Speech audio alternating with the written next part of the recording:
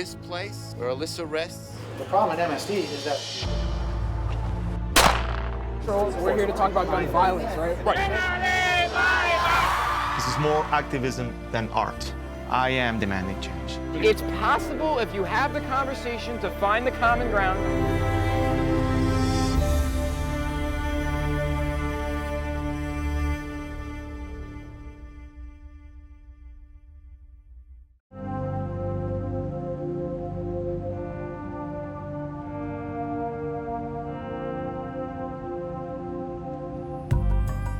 That's actually the quote that's on the fence that covers the building that the shooting occurred.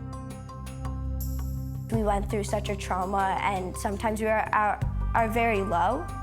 And seeing those quotes around our school, and especially from Marjory Stoneman Douglas, who our school was named after, reminds us to never give up.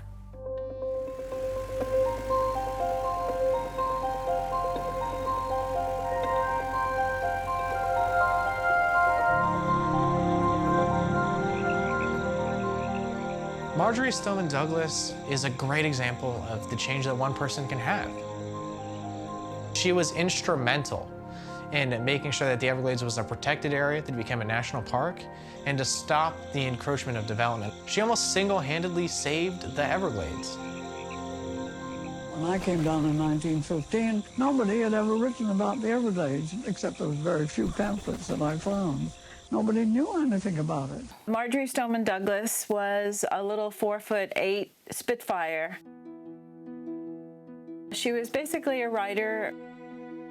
Her father owned the Miami Herald. She called her dad, and her dad said, "Get on the train and come to Florida." And that sparked her big interest in the Everglades. I loved the whole Florida thing, the South Florida thing. I loved the tropics and the light and the sun and the openness of the landscape and being near the sea and so on.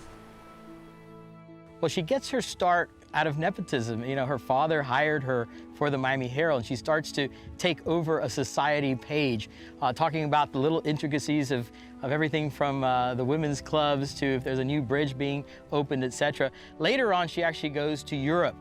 She signs up with the American Red Cross, and it's in Paris where she really struggles with what she really wants to do in life, and writing becomes the key thing. Above anything, she wants to be a writer. Marjory was well known for trying to save the Everglades, but earlier in her life with women's suffrage, she would take the train to Tallahassee time and time again, and it was about getting the right for women to vote. And she didn't give up until they did get the right to vote. I think the extraordinary thing about Florida, she didn't have an environmental background. She was retired, so she was free to go sit at a commission meeting or a group gathering to convince politicians to change the rules and regulations.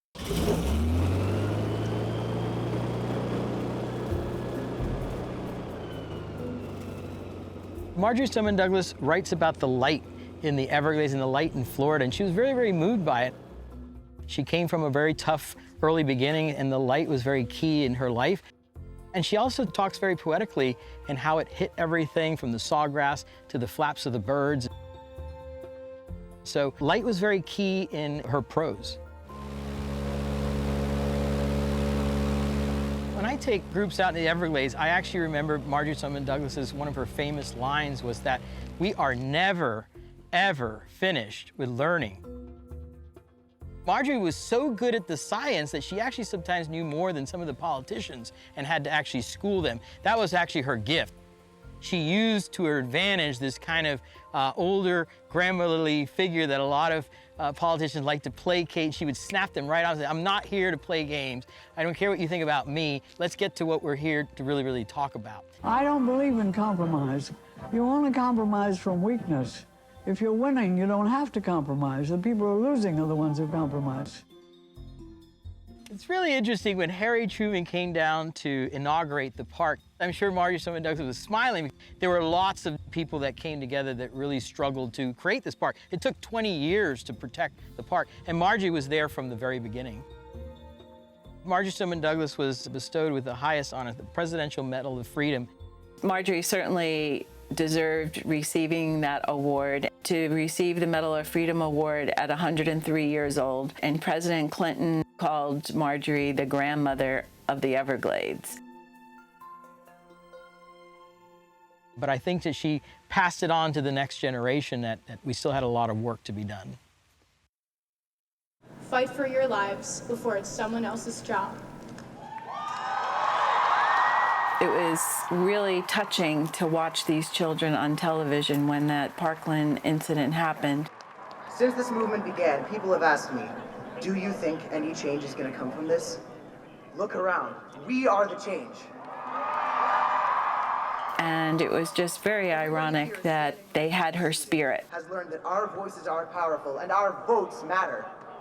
All of us who knew her, we all called each other and said, can you believe these students, and you know, what a job they're doing, and they're doing it just like Marjory would have done it.